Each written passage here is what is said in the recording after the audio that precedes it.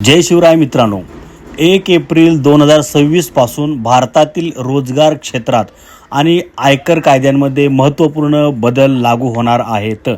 बऱ्याच काळापासून चर्चेत असलेला नवीन रोजगार कायदा आणि अर्थसंकल्पात जाहीर झालेल्या नवीन नियमांमुळे कर्मचाऱ्यांच्या वेतन रचनेत आता पूर्णपणे बदल होणार आहे. पण काय बदल होणार आहे, चला जाणून घेऊया. त्यासाठी पूर्ण व्हिडिओ पहा, स्किप न करता. बघा, 50% बेसिक सॅलरीचा एक नियम आहे.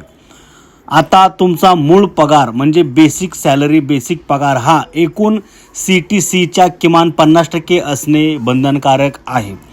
आतापर्यंत कंपन्या कर वाचवण्यासाठी मूळ पगार कमी ठेवत असत, म्हणजे 25 ते 30% एवढा पगार दिला जायचा आणि जास्त भत्ते म्हणजे घरभाडे भत्ता, विशेष भत्ता हे दिलं जायचं.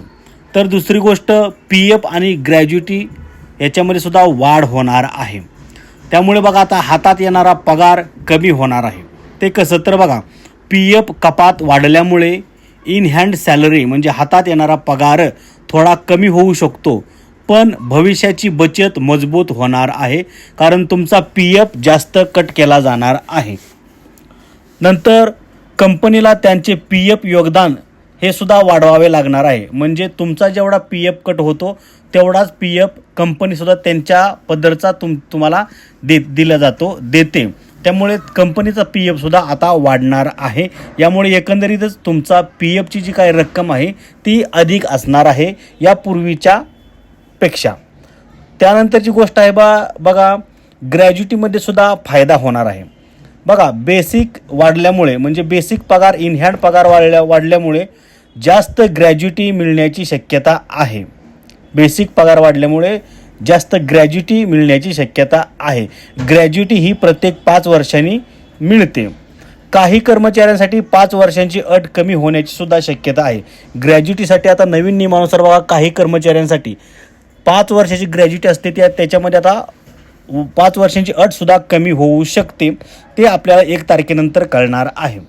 बरं, कामाच्या तासाबद्दल काय, तर बघा, कंपन्यांना 4 दिवसांची कार्यसंस्कृती स्वीकारण्याची परवानगी आहे, ज्यामध्ये प्रति आठवडा 48 तासांच्या कामाची मर्यादा असेल, पण दिवसाला 12 तास कामाला लागू शकते. आठवड्यातून फक्त 48 तास आणि दिवसाला 12 तास असं नियोजन कंपन्या करू शकतात. पुढची गोष्ट आहे बघा, राष्ट्रीय किमान वेतन लागू. त्यानुसार आता देशभरातील सर्व राज्यांसाठी राष्ट्रीय किमान वेतन निश्चित करण्यात आलेले आहे. याचा कमी वेतन असलेल्या कामगारांना आणि ग्रामीण कर्मचाऱ्यांना मोठा फायदा होणार आहे. बघा, आता जेव्हा हे नियम लागू होतील तेव्हा तुमची कंपनी तुम्हाला पगाराचा नवीन तपशील देऊ शकते. तो तुम्ही काळजीपूर्वक तपासणे गरजेचे आहे. याची पुढील अपडेट आपण आली की लगेच तुमच्यापर्यंत नक्कीच पोहोचू. त्यामुळे ते जाणून घेण्यासाठी आपल्या चॅनलला तुम्ही सबस्क्राईब करा आणि बेल आयकॉनची घंटी दाबा, जेणेकरून यावरचा सविस्तर व्हिडिओ पुढची अपडेट बनवली की ती तुमच्यापर्यंत नक्कीच पोहोचेल. व्हिडिओ लाईक करा, कमेंट करा. जय हिंद, जय महाराष्ट्र.